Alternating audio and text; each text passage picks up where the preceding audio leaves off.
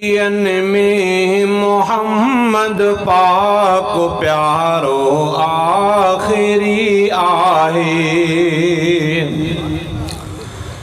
नबियन में मोहम्मद पाक प्यारो आखिरी आहे।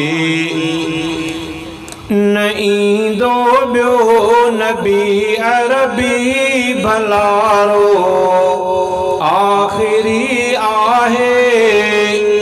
नबियन में मोहम्मद पाक प्यारो आखिरी आहे।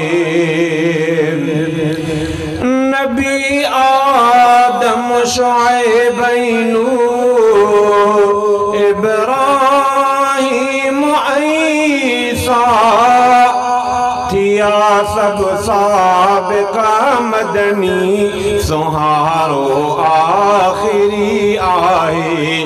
न ईंदो ॿियो नबी अरबी भलारो आखिरी आहे। नबियन में मोहम्मद पाक प्यारो आखिरी आहे।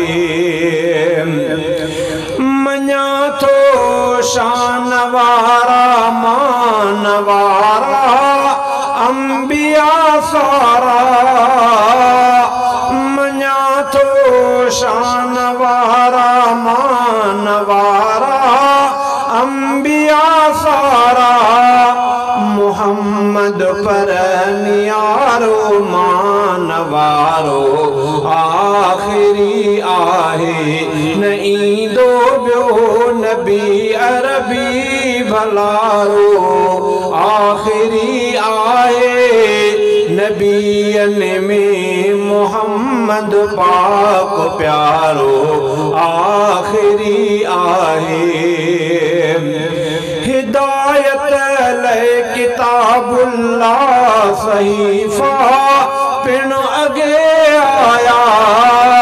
हिदायत ले किताबुल्लाह सहीफा पिण अगे आया।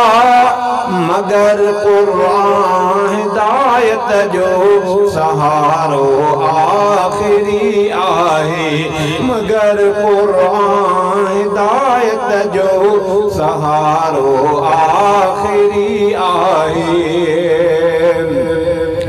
चयो कुरान प्यारे में बे खुद अल्लाह अरबी अले। चयो कुरान प्यारे में बे खुद अल्लाह अरबी अले। नबी खातम मोहम्मद नाम यारो आखिरी आहे। न ईंदो ॿियो नबी अरबी भलारो आखिरी आहे। नबियन में मोहम्मद पाक प्यारो आखिरी आहे।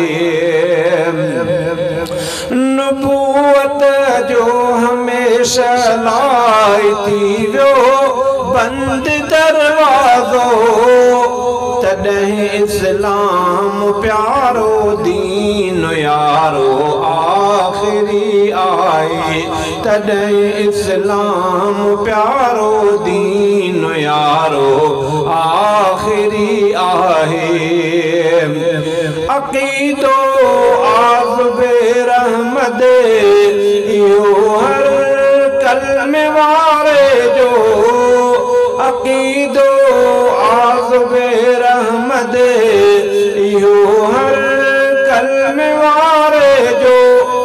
असांजो ई नबी साईं सचारो आखिरी आहे। न ईंदो ॿियो नबी अरबी भलारो आखिरी आहे। नबियन में मोहम्मद पाक प्यारो आखिरी आहे। नबियन में मोहम्मद पाक प्यारो आखिरी आहे।